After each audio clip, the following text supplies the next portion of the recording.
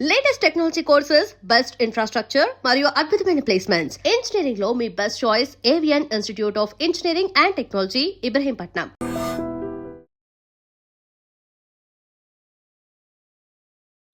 Welcome to iDream. నేను Udayasri. Present మనతో పాటు మ్యూచువల్ ఫండ్ డిస్ట్రిబ్యూటర్ మెరుపుల మధు గారు ఉన్నారు. ఆయనతో మాట్లాడదాం. నమస్తే అండి, welcome to our studio. Stock market లో చాలా మంది ఇన్వెస్ట్ చేస్తూ ఉంటారు.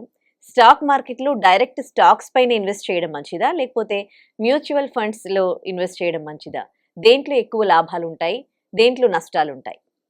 జనరల్ గా ఈ టాపిక్ అనేది కొంచెం బాగా టైం తీసుకునే టాపిక్, బట్ లిటరల్లీ మనం కొంచెం కవర్ చేద్దాము. స్టాక్ మార్కెట్ అని అంటే కంప్లీట్ గా ఈక్విటీలో ఇన్వెస్ట్మెంట్ చేయడం అండి. మీరు స్టాక్స్ లో కొనడం అని అంటే ఒక కంపెనీలో మీరు పార్ట్ ఆఫ్ ద ఓనర్ గా మారిపోవడము. అండ్ స్టాక్స్ లో చాలా మంది ఏంటంటే మళ్ళీ రెండు రకాలు. ఒకటి కంప్లీట్గా ఇన్వెస్ట్మెంట్ చేసి మర్చిపోయే వాళ్ళు 10-15 ఇయర్స్ కోసం. ఇంకొంతమంది ఎలా ఉంటారని అంటే ఎవ్రీడే దాన్ని అమ్మడం కొనడం చేసేవాళ్ళు, స్పెక్యులేట్ చేసేవాళ్ళు ఇలా ఉంటారు. మ్యూచువల్ ఫండ్ అనేది కంప్లీట్లీ డిఫరెంట్ అండి. ఇప్పుడు మ్యూచువల్ ఫండ్ అనేది స్టాక్ మార్కెట్కి కాంపిటీషనా కాదు అని అంటే, మ్యూచువల్ ఫండ్లో స్టాక్ మార్కెట్ అనేది ఒక పార్ట్. మ్యూచువల్ ఫండ్ అనేది ఒక వెహికల్ అయితే ఇందులో ఇది ఒక పార్ట్ మాత్రమే. ఎందుకంటే ఇందులో గోల్డ్ అనేది ఉంటుంది, రియల్ ఎస్టేట్ అనేది ఉంటుంది, తర్వాత డెట్ ప్రొడక్ట్ అనేది ఉంటుంది, ఇంటర్నేషనల్ అసెట్స్ ఉంటాయి. మ్యూచువల్ ఫండ్లో మీరు ఎన్నో రకాలుగా, మ్యూచువల్ ఫండ్లో షార్ట్ టైం కోసం మీరు 1 డే నుంచి కూడా స్టార్ట్ చేయొచ్చు. అంటే ఈరోజు అమౌంట్ పెట్టి రేపు తీసుకునేడానికి కూడా మ్యూచువల్ ఫండ్ వాడచ్చు. అలాగే ఈరోజు అమౌంట్ ఇన్వెస్ట్మెంట్ చేసి 20 సంవత్సరాల తర్వాత విత్డ్రా చేయాలన్నా కూడా మ్యూచువల్ ఫండ్ వాడచ్చు. అండ్ జనరలీ ఈక్విటీలో ఇన్వెస్ట్మెంట్ చేసే వాళ్ళకి స్టాక్ మార్కెట్లో డైరెక్ట్ స్టాక్స్ని కొని వెయిట్ చేయడం మంచిదా, లేదా మ్యూచువల్ ఫండ్ రూపంలో మంచి స్కీమ్స్ని సెలెక్షన్ చేసుకొని వెయిట్ చేయడం మంచిదా అనేది అందరి కన్ఫ్యూజన్ అనేది ఉంటుంది. మ్యూచువల్ ఫండ్లో ఈక్విటీ ఫండ్స్ అనేటివి స్టాక్స్లో ఇన్వెస్ట్మెంట్ చేస్తాయి. మిగిలిన హైబ్రిడ్ ఫండ్స్, డెట్ ఫండ్స్ అవి స్టాక్స్లో చేయవు. చేసిన కొంత అమౌంట్ మాత్రమే స్టాక్స్లో పెడతాయి. అయితే మీరు డైరెక్ట్ స్టాక్లో చేయడానికి, మ్యూచువల్ ఫండ్లో చేయడానికి పెద్ద డిఫరెన్స్ ఉంటుంది. చాలామందికి ఈ విషయం తెలియదు. ఎందుకంటే మ్యూచువల్ ఫండ్లో ఒక డిసిజన్ తీసుకోవాలంటే, ఒక స్టాక్లో ఇన్వెస్ట్మెంట్ చేయాలి అనుకుంటే వాళ్ళు ఏదో బ్లైండ్గా న్యూస్లో ఉన్న స్టాక్ చూసి కానీ, కంపెనీ యొక్క రెవెన్యూ చూసి కానీ ఇన్వెస్ట్మెంట్ చేయరు.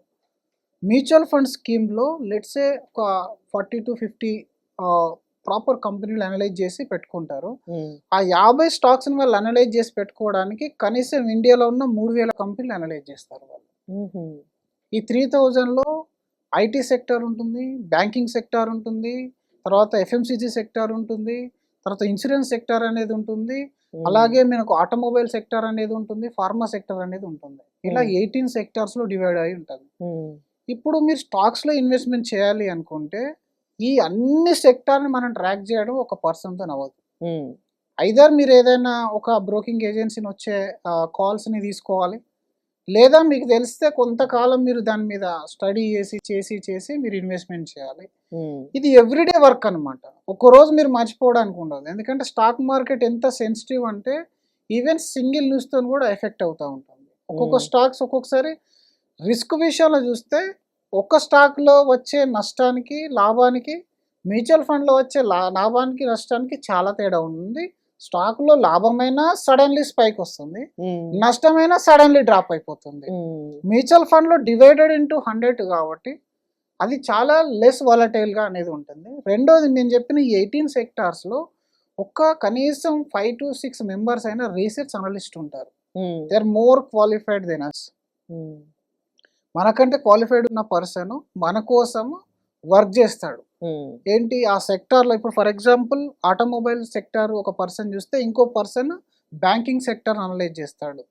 చేసి దాని నుంచి బెస్ట్ అవుట్కమ్ వచ్చిన స్టాక్స్ని రెవెన్యూ పరంగా, బిజినెస్ యొక్క ఫండమెంటల్స్ బాగుండి, మార్కెట్ మూమెంట్ని చూసుకొని తను ఉన్న ఆ టోటల్ బాస్కెట్ నుంచి తను ఒక 5 స్టాక్స్ని పికప్ చేసుకొని వస్తాడు. బ్యాంకింగ్ సెక్టార్ నుంచి కొంత, అలాగే ఐటీ సెక్టార్ నుంచి కొంత తీసుకొని వచ్చి ఇప్పుడు ఫండ్ మేనేజర్ టీం అంతా కూడా ఒక దగ్గర వాళ్ళు డిసైడ్ అయ్యి దేనికి ఎంత వెయిటేజ్ ఇద్దాం మన ఫండ్లో. లెట్సే మనది మిడ్ క్యాప్ ఫండా, స్మాల్ క్యాప్ ఫండా, ఫ్లెక్స్ క్యాప్ ఫండా, దాన్ని బట్టి వెయిటేజ్లు డిసైడ్ చేసుకుంటారు. చేసుకున్న తర్వాత ఏ సెక్టార్ నెక్స్ట్ కమింగ్ 1, 2, 3, 4, 5 ఇయర్స్ లోపల మంచి మూమెంట్లోకి వెళ్ళబోతుంది. ఇక్కడేంటి కంప్లీట్ మార్కెట్ని అనలైజ్ చేశారు. Each and every stock analyse చేసే అంత manpower, capacity, knowledge, time అంతా కూడా ఇన్వెస్ట్మెంట్ చేశారు అక్కడ. లెట్స్ సే ఇక్కడ స్టాక్స్ లో అయితే ఆ పని అంతా మనం చేయగలగాలి. అవును, ఆ పని అంతా మొత్తం మనం అవును. చేయగలకపోతే డెఫినెట్లీ వాళ్ళతో మించి వాళ్ళకు మనకు అనేది రిటర్న్ లో డిఫరెన్స్ అనేది వస్తుంది. మొమెంటం వచ్చినప్పుడు, ఒకవేళ మార్కెట్ లో మంచి మొమెంటం ఉన్నప్పుడు మీరు ఎలాంటి చెత్త స్టాక్స్ తీసుకున్నా ఒక్కొక్కసారి పైకి వచ్చేస్తారు మీరు. కానీ మార్కెట్ క్రాష్ వచ్చినప్పుడు అందరికంటే ముందు డిసిజన్ మనం తీసుకోగలగాలి. ఎలా తీసుకోగలుగుతాం? లెట్స్ సే ఒక ఎక్స్ అనే కంపెనీ స్టాక్ డ్రాప్ కాబోతుంది, రెవెన్యూలో డిఫరెన్సెస్ వచ్చాయి అండ్ ఏదైనా ప్రాబ్లమేటిక్ ఉంది కంపెనీలో అని తెలిసింది అనుకోండి, మనకంటే ముందు అంటే సింగిల్ పర్సన్ అయినా మనం కాల్ తీసుకోగలుగుతామా, లేదా మల్టిపుల్ పర్సన్స్ ఉన్న వీళ్ళు తొందరగా కాల్ తీసుకోగలుగుతారు? డెఫినెట్లీ మల్టిపుల్ పర్సన్స్ ఉన్న వాళ్ళు ట్రంప్ యొక్క ట్వీట్ని అనలైజ్ చేసేవాళ్ళు, నరేంద్ర మోడీ యొక్క పథకాలను, స్కీమ్స్ అనలైజ్ చేసేవాళ్ళు, అలాగే బ్యాంకింగ్ సెక్టర్ గ్రోత్ని, ఐటీ కంపెనీస్ యొక్క లాసెస్ని వాళ్ళు డైలీ చూస్తూనే ఉంటారు. మనం ప్రశాంతంగా మ్యూచువల్ ఫండ్ ఇన్వెస్ట్మెంట్ చేసేస్తే మన తరపున ఒక పెద్ద సిస్టమ్ వర్క్ చేస్తుంది. స్టాక్లో అయితే మనం ఈ కాల్స్ తీసుకోవాలి. ఎందుకంటే ఏ కంపెనీ యొక్క స్టాక్ దేనివల్ల ఎందుకు పెరిగిందో మనకు తెలియాలి, దేనివల్ల తగ్గిందో మనకు తెలియాలి. కొంతమంది ఏం చేస్తారంటే డౌన్ అవుతున్న స్టాక్స్ని యావరేజ్ చేస్తూనే ఉంటారు. అలా యావరేజ్ చేస్తే అది కిందికి పోతూనే ఉంటుంది, నీకు తెలియదు కదా ఎంత యావరేజ్ అవుతున్నది. ఆ తర్వాత అసలు ఆ సెక్టార్కి నిజంగా కెపాసిటీ ఉందా లేదా అని అనలైజ్ చేసుకునేంత టైం నీ దగ్గర ఉండాలి. లెట్స్ అలా మిస్టేక్స్ చేసుకుని నేర్చుకునేసరికి పుణ్యకాలం కాస్త గడిచిపోతుంది. రెండోది, మీరు ఒక ప్రాపర్ ప్రొఫెషన్లో ఉన్నట్టయితే ఇలాంటి స్టాక్స్ అన్ని ట్రేడ్ చేసుకుంటా నెక్స్ట్ 20 years మనం ఏడ టైం కేటాయించగలుగుతాం. అదే మీరు మ్యూచువల్ ఫండ్లో అయితే మీ ఇన్వాల్వ్మెంట్ అనేది yearly once, only yearly once. మిగతాదంతా కూడా డిస్ట్రిబ్యూటర్ చూస్తారు. ఒక ప్రాపర్ డిస్ట్రిబ్యూటర్ దగ్గర ఉంటే మీ ఇయర్లీ వన్స్, లేదంటే మళ్ళీ మీరు అందులో కూడా డైరెక్ట్లో వెళ్తే మళ్ళీ అది కూడా డైలీ వర్కే అయిపోతుంది. ఏ ఫండ్ ఎలా తీసుకోవాలి, నా రిటైర్మెంట్ ఫండ్ ఏంటి, పిల్లల ఫండ్ ఏంటి, అండ్ ప్రజెంట్ ఉన్న ఫండ్లో ఉన్న ప్రాబ్లమ్స్ ఏంటి, ఏ ఫండ్ మేనేజర్ ఎక్కడికి జంప్ అయ్యాడు, ఇవన్నీ కూడా చూడాలి మీరు. మళ్ళీ మ్యూచువల్ ఫండ్ అన్న మాత్రాన మరి మళ్ళీ అందులో బ్లైండ్గా నేను పెట్టేసి మర్చిపోతానంటే అది కూడా లాసెస్ తీసుకొని వస్తుంది.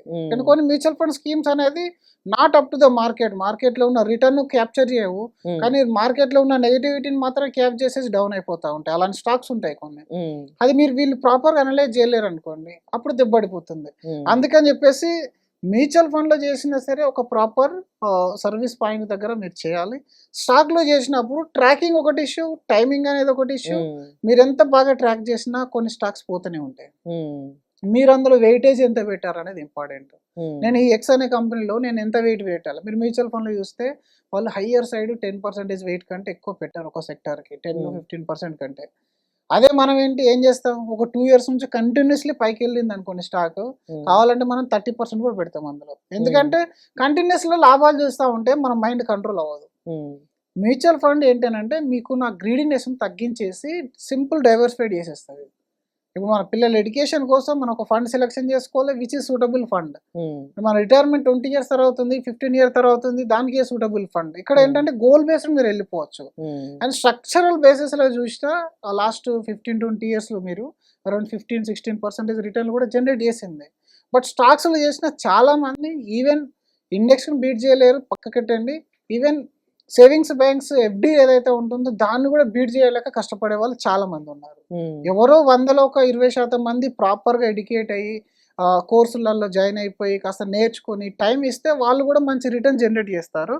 ఇక్కడ మీరు ఎలాంటి ఇన్వెస్టర్ అంటే ఫుల్ టైంలో అసలు ఇన్వెస్ట్మెంట్ మీదనే మీరు కూర్చునే వాళ్ళ, లేదా మీ బిజినెస్లో మీరు బిజీ ఉంటూ మీరు ఎర్న్ చేసిన దాంట్లో కొంత పాటు రిటైర్మెంట్ కోసమా లేదా మిగతా అసెట్స్ జనరేట్ చేసుకోవడానికి కోసం అనుకుంటే మాత్రం మ్యూచువల్ ఫండ్ అనేది లో రిస్క్లో ఉంటుంది జనరల్లీ.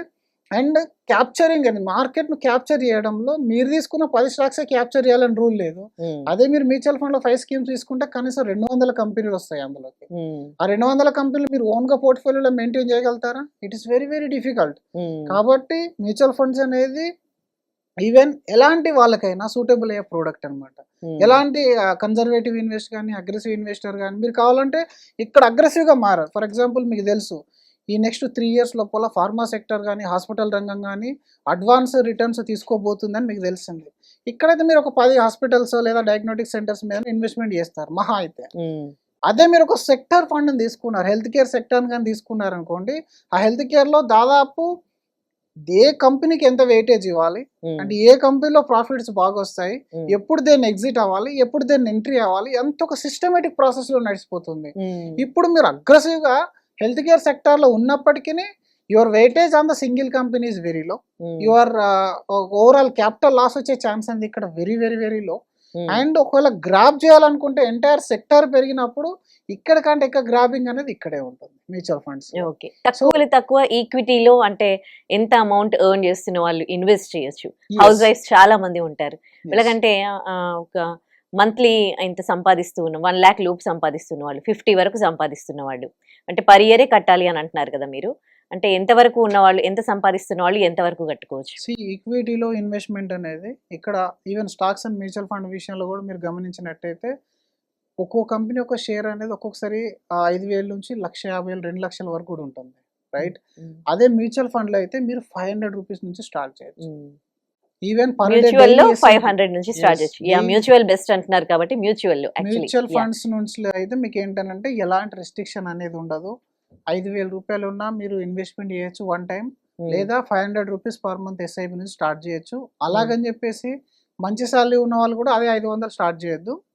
దేనికి మన రిక్వైర్మెంట్ ఎంత, మనం ఎంత ఇన్వెస్ట్మెంట్ చేస్తే ఎంత అవుట్కమ్ వస్తుంది, around 10 to 12% average return expectation పెట్టుకొని మీరు ముందుకు వెళ్ళినట్టయితే బాగుంటుంది. అందులో 30% ఆఫ్ యువర్ ఇన్కమ్ జనరల్లీ మేము సింపుల్ ఫార్ములా చెప్తాను, మీ ఇంటి ఖర్చులు ఎంతైతే ఉంటాయో ఆ ఇంటి ఖర్చులో మీరు సేవ్ చేయడం అలవాటు చేసుకోండి. ఓకే, మీ ఇంటి ఖర్చు ఫర్ ఎగ్జాంపుల్ 50,000 సంపాదించే వ్యక్తికి ఒక 15 నుంచి 20,000 జనరల్ ఖర్చులు ఉంటాయి, అంటే ఫుడ్ అండ్ బెడ్, రెంట్ ఇట్లాంటివి. ఇలాంటివి కాకుండా ఇక మిగతావి మన కావాలని చేసుకునేవి, అవి ఎంటర్టైన్మెంట్స్ అవన్నీ బయటకు వెళ్ళాలి. అవి కాకుండా బేసిక్ నీడ్స్ ఏవైతే ఉంటాయో ఆ బేసిక్ నీడ్ అమౌంట్ అయినా మీరు సేవ్ చేయాలి. అది ఎక్కడ సేవ్ చేస్తే బాగా రిటర్న్ వస్తుందో అప్పుడు ఆలోచించాలి.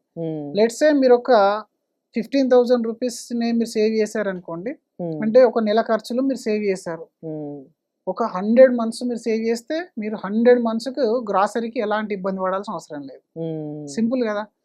మీరు 100 months సేవ్ చేస్తే మార్కెట్ అనేది ఒక 100 months కలుపుతుంది ఎస్ఐపిలో, అంటే 200 months which is around 18 years వరకు మీకు ఎలాంటి గ్రాసరీకి ఇబ్బంది లేకుండా అయిపోతుంది.